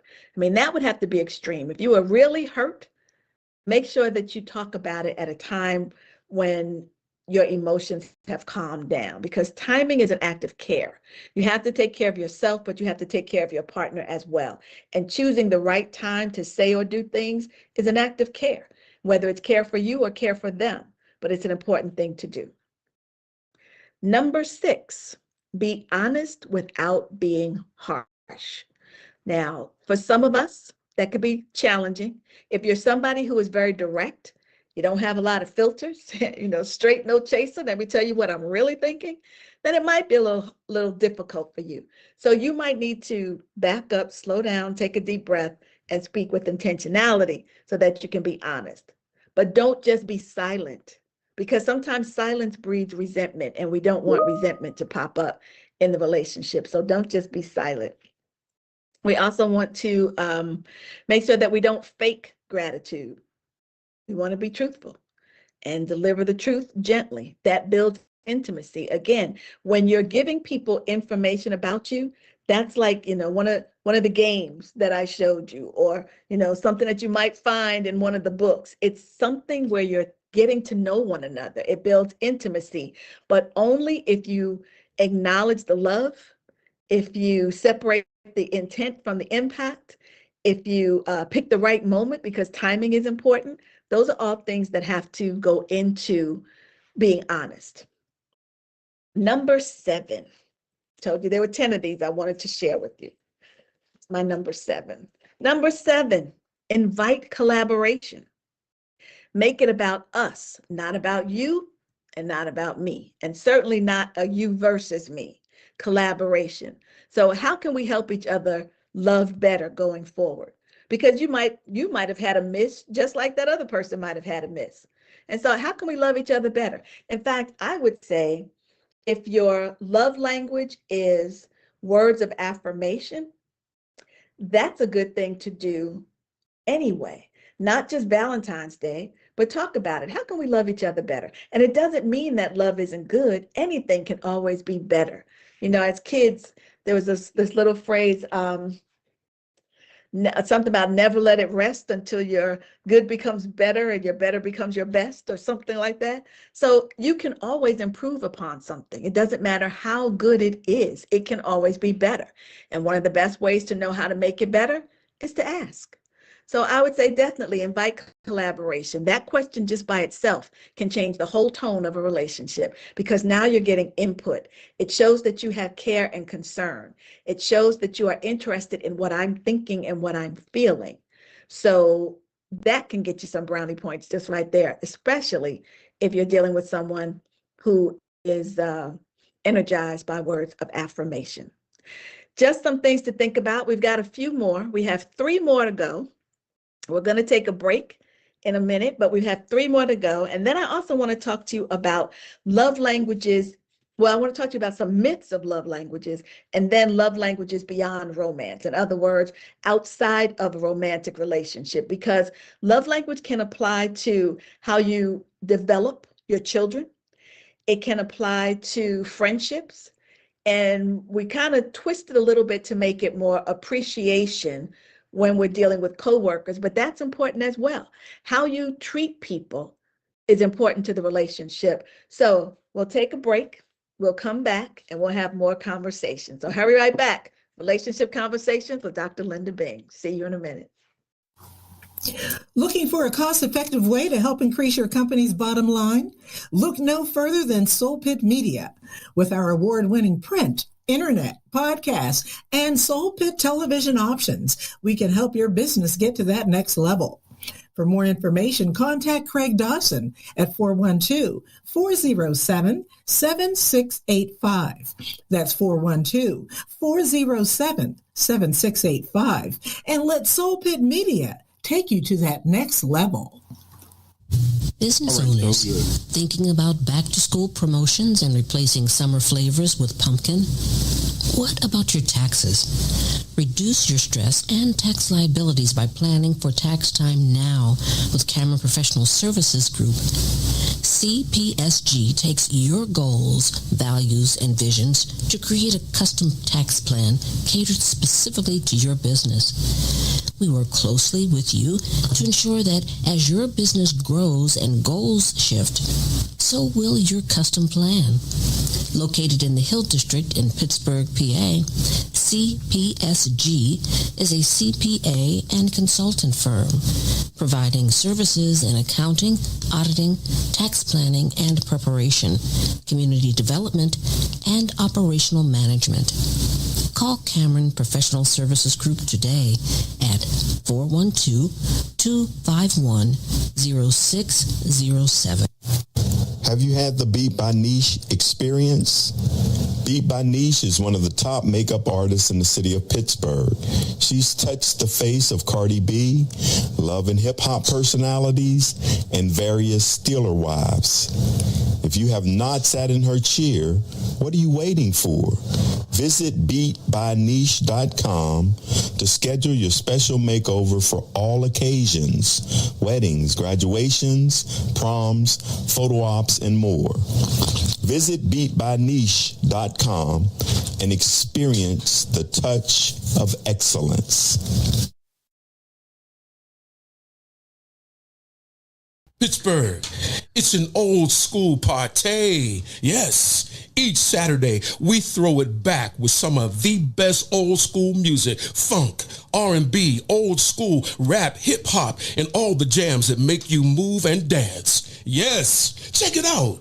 Each Saturday, right here on Pittsburgh's DSEN. All the old school jams, 6 to 11 p.m. Pittsburgh, have you seen our Sunday radio schedule? Ooh, it is lit. Start the day off with our Sunday gospel music from 7 a.m. to 3 p.m. It will inspire you and have you praising the Lord.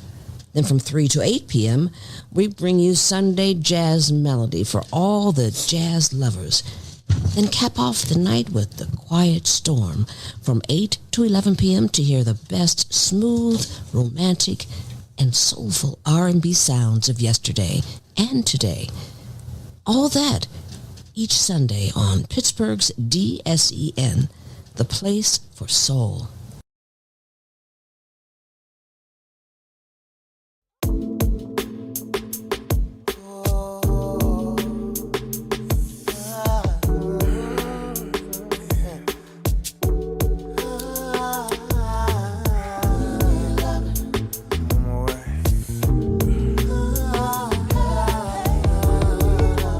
Welcome back.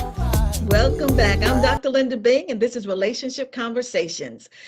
I was in the middle of sharing with you some information about what do you do if you get a gift that's in the wrong love language. Before I pick up where we left off, two things I want you to do. One is, if you are enjoying the show, if you're getting some good information, then please tell us, put it in the comments. And then the second thing is, tell a friend, send it out, encourage people to listen, and encourage people to call in. And I understand that right now I do have 2 calls waiting. So I think our first caller is Rita. Rita, are you there?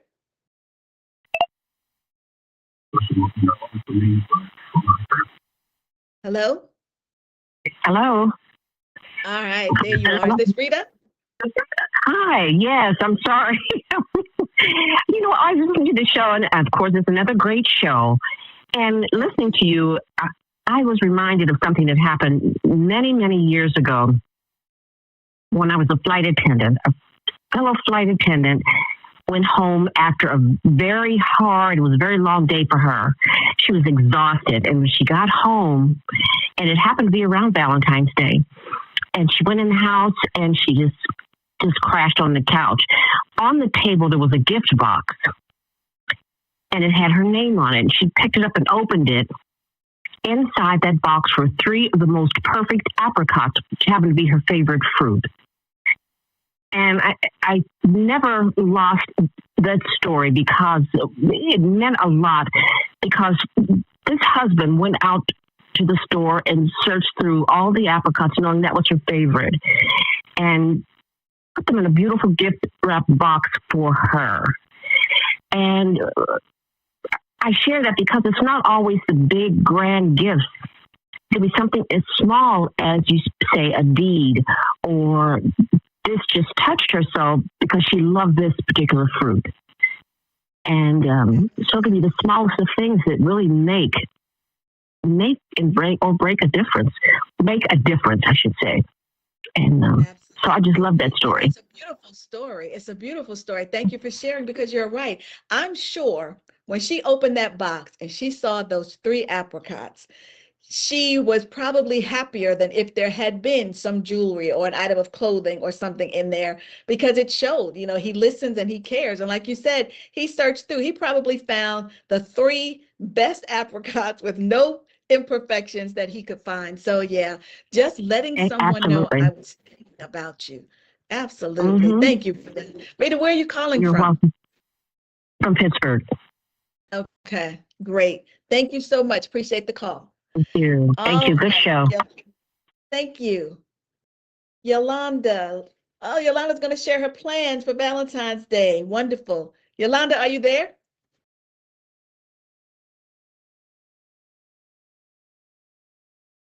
Yolanda.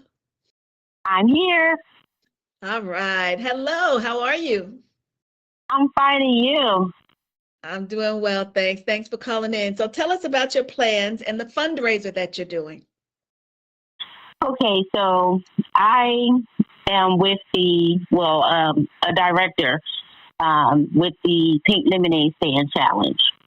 So what I would like to do, or what I'm doing this Valentine's Day, is I am asking people to wear pink. It is a part of a love spreading breast cancer awareness campaign. So what I would like people to do is wear pink. And I've asked that you either send me the photos or post the photos on my LinkedIn page. And I will take those photos and create a video to show the founders of the Breast Cancer Research Foundation, in which perform the research so we can be the end of breast cancer, and the founders of the Pink Lemonade Stand Challenge, which are Bryn Rhodes and Kimberly Rhodes.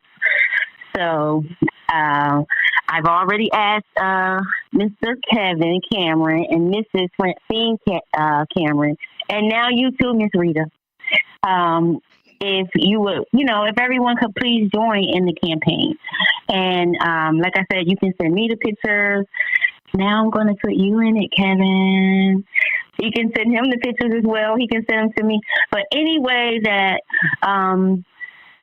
we can join this campaign together, because it's not always money. Everybody can't always do money all the time. So this is a way that time is money at the same time. So if you could just give a little bit of your time, wear some pink, take a picture, send it. I would love to, produce a video of all of us supporting breast cancer, or the love campaign together. Yes, it's a beautiful thing. Thank you for sharing that. So I got you. I will be in my pink, and I will make sure that my picture Yes. gets sent to you. And remember, Thank you so much, people who are Doctor. listening, that men can wear pink as well. Put on a pink shirt That's or right. something. A pink pocket square, something. So make sure that the men represent as well. And then Yolanda, I would ask that you make the video available to the station as well. And I send will it do, into the of course. camera. It can go on, perhaps, I can't speak for them, but perhaps it'll go on the website or on the YouTube channel or someplace acknowledging it. And before I let you go, for those who may not know, just give us a sentence or two about the Pink Lemonade campaign. What is that? Okay, so the Pink Lemonade Stand Challenge was created because Bryn Rhodes, at the time she was about 7 or 8 years old, her mother, Kimberly Rhodes, had breast cancer and was going through breast cancer treatment. Bryn wanted to support her mother, so she thought to set up a lemonade stand. And, she's a girly's girl. So she's like, well, can we make it pink? So that's how the Pink Lemonade Stand Challenge came about. So we go out and we set up pink lemonade stands. People come by, they donate 100% of the proceeds go to the Breast Cancer Research Foundation, in which performs research to be the end of breast cancer. It is a 501c.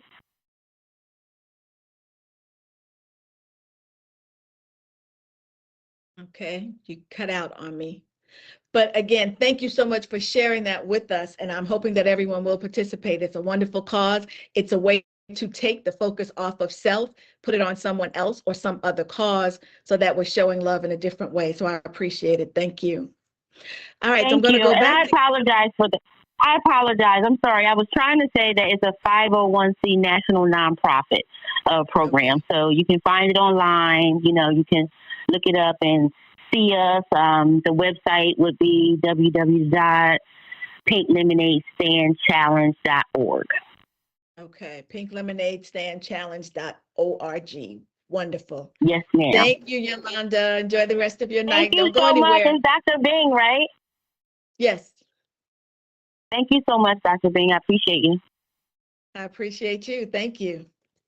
All You're right, so welcome. in the time that we have left, we're going to finish our list, get to those myths, and then talk about other ways to use your love languages. So, number 8, check your expectations. Ask yourself, did I clearly communicate my love language? Am I expecting my partner to read my mind? Have I ever missed their language too? Because self-awareness keeps things balanced. So, if you got a gift that wasn't in your love language, keep it balanced. Check your expectations. Number 9, affirm growth, not perfection. Love languages are learned over time. The more time you spend with your partner, the more time you spend talking and communicating and doing things together, you'll get to know one another better. So practice it, get better at it. And that mindset that keeps hope alive, just know that things will get better, especially if you're being honest and you're giving good feedback. And then number 10, remember, one gift is not the relationship. Okay, so don't cut somebody off. Don't write them off just because they didn't get that one gift right. Don't let one moment define the whole story. A misaligned gift is a conversation starter, not a verdict. It should not be the end. It's not a verdict. It opens the door for you to talk more and get to know one another better. So think about, if you could give your partner one clue this Valentine's Day, what would you want them to understand about how you like to receive love? Again, I don't necessarily believe in just telling people what you want, unless that's the vibe that you have in your relationship and that's the way that you guys do things. But if possible, particularly if it's a new relationship, then what you might want to do is make sure that you have some conversation about things that It's you like. Valentine's Day. What would you want them to understand about how you like to receive love? Again, I don't necessarily believe in just telling people what Right. you want, That's but that's the vibe that you have in your relationship. All right, And that's the way that you guys do Yeah, I was gonna say things. that's a But, technical problem. it's No, possible because it's a Francine new is on the line. Francine, can you mute your sound? When that happens, Dr. Bing, the caller is replaying the show. All right, so Okay. Francine is ready to go. All right. Hey, Francine. Hi there, Dr. Bing. How are you How doing are today? you? I'm good. I'm- I'm good, my friend. I'm good. I'm good. I heard Yolanda shout us out and asked us to wear pink, so we most certainly will, and take the pictures. I don't know about Kevin. I might have to get him just a pocket square. He's he's not one of these guys that'll wear pink. Picture. Just do it for the cause. Put it on for the picture and take it Do off. it for the cause. I think it's going to have to be a hanky and like take the picture quick and then keep it moving. But we'll definitely support Yolanda. She's a excellent supporter of us on Pittsburgh CSEN, and we love her. We appreciate her so much. But I wanted to call and just tell you what my plans are for Valentine's Day. Okay. And so for Valentine's Day, Kevin and I are actually going to our church Valentine's Day function, and it was funny because the pastor, encouraged all the couples to go, those who are married, planning on getting married, to have a day to show your love. And he even talked about it's going to be at a really nice hotel. He said for the married couples, you might even want to stay, book a room for the night, so he was being real supportive and everything. And we've gone to our church functions in the past, and we always had a good time, dancing, good food, good fellowship. And I'm one that, as you were talking about the 5 languages of love, that I might have said that wrong, but I apologize. But I think I kind of dip into a number of them. So it's not just one for me. So, I like the affirmation. I like getting the gifts. I like being able to do something service-wise, So I think I'm kind of, I might be a little bit dipping my toe in, maybe all 5 of them. But what I also find really special for me is really that quality time when Kevin and I will just over the weekend, sit and watch a movie, so we got the popcorn going on, we're watching a great movie, which we did, not this weekend because it was Super Bowl weekend, but the weekend before. But I really like, especially now that our kids are older, we have more time to spend together. I really like that quality time, but don't get it twisted. I love the gifts that Kevin gives me as well. So, Kevin, if you're listening, don't forget the gifts. So, I just find that interesting because I never really looked at it as what my love language is or what Kevin's love language is. But, we're going to be celebrating 30 years of marriage in October. Oh, wow. So I think we're doing something right, Doing something right. Yeah.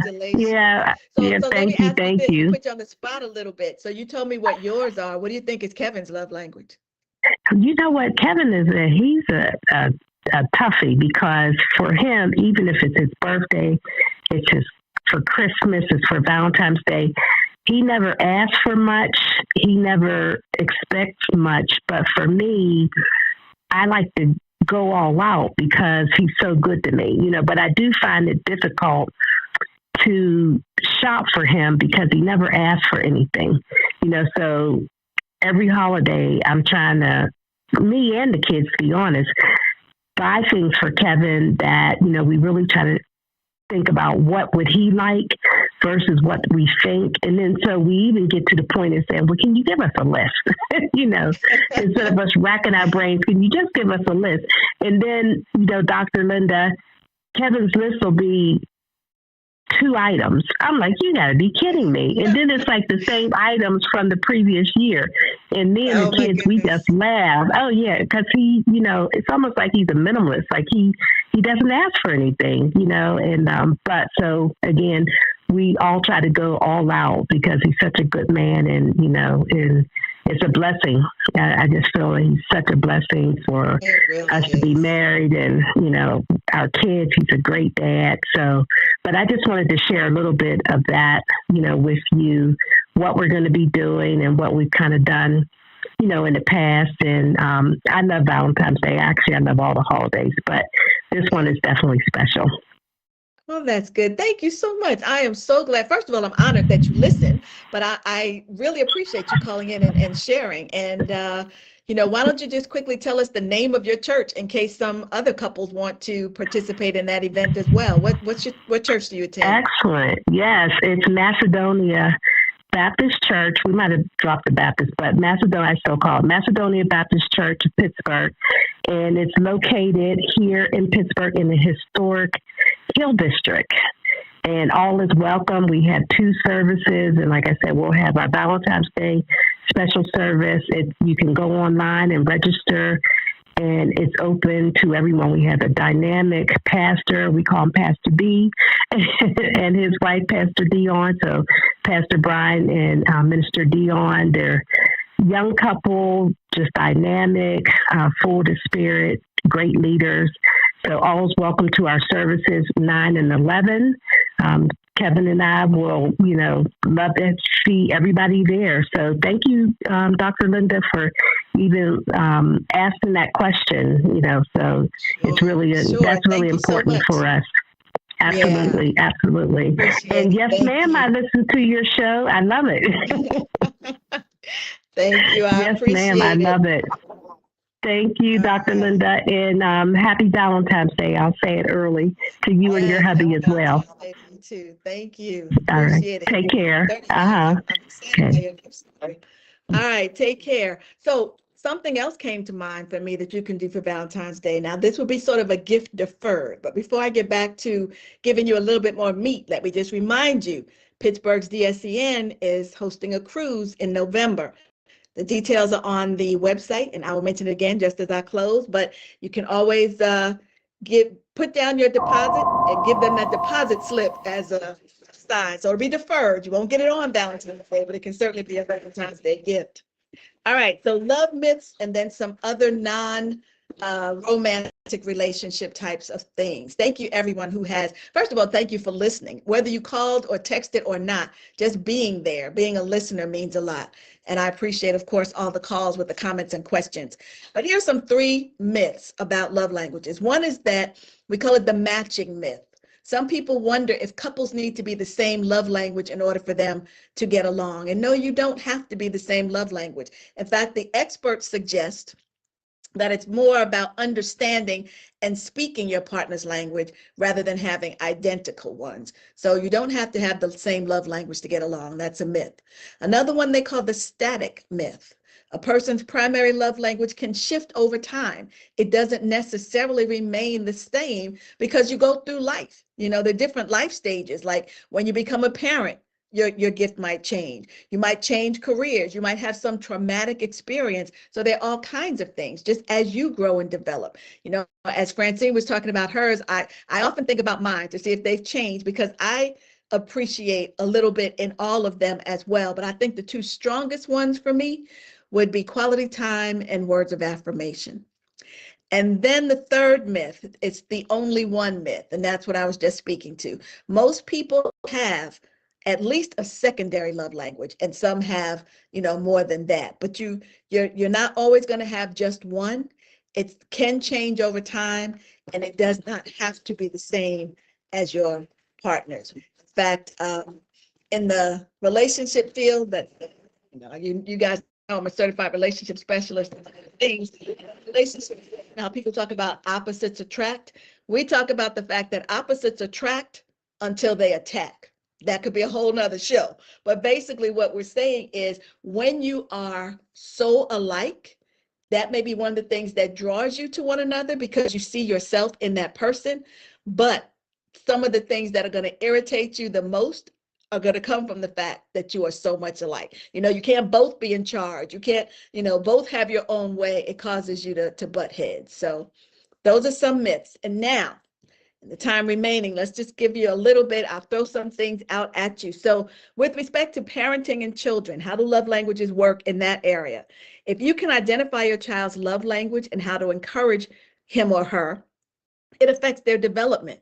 Speak to them in ways that are beneficial to them. So try to identify what do they like? What's the best way to reward my child?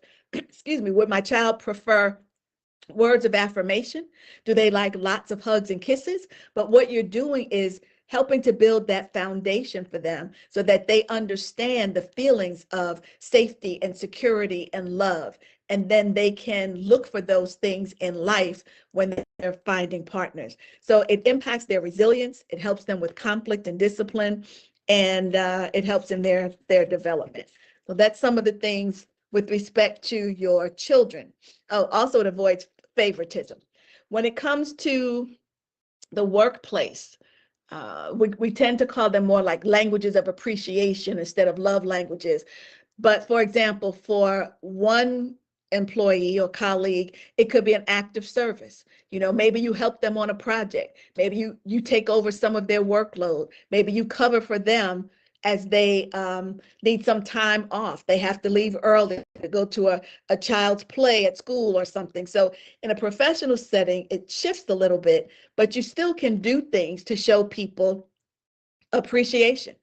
And it still can fit into those 5. So if you know that there are colleagues who like words of affirmation, then by all means affirm them, thank them for things, you know, comment on their work ethic, give them compliments, those kinds of things, whether it's public or private. And you know, we always want to, they say you discipline privately, but you acknowledge publicly, you reward publicly. So make sure that you don't only say it to them, but that it goes in the newsletter or an email or something And those words of affirmation go a long way. If it's acts of service, I just mentioned you can take some of the work off of their workload. You can work collaboratively so that you're helping them meet their deadline or helping them brainstorm on ideas. Uh, Quality time. In the office, that means giving them your undivided attention. One of the things that employees sometimes talk about, I alluded to earlier in terms of romantic relationships, but even in the workplace, when someone comes into your office or your cubicle and they need to speak to you, even though you may feel like you can multitask, it might make the other person feel like they're not really being heard, or what they're bringing to you isn't important enough for you to give it your full attention. So you do one of two things. You either let them know now is not a good time. If you come back at such and such time, I can give you my full attention. Or you stop what you're doing, you give them your attention. Those kinds of things go a long way. And then when it comes to gifts, we're really talking about rewards. What are tangible rewards? Sometimes it's a small token that you can give them. Might be, the team did a good job, you bring in donuts for everybody, or some developmental opportunity, or perhaps there's a colleague who's done some really hard work and maybe your company has things like gift certificates or something that's tangible for the gifts received. And then physical touch. Remember that there are boundaries in the workplace, so you can't take that physical touch too literally. But it should be limited to whatever is appropriate.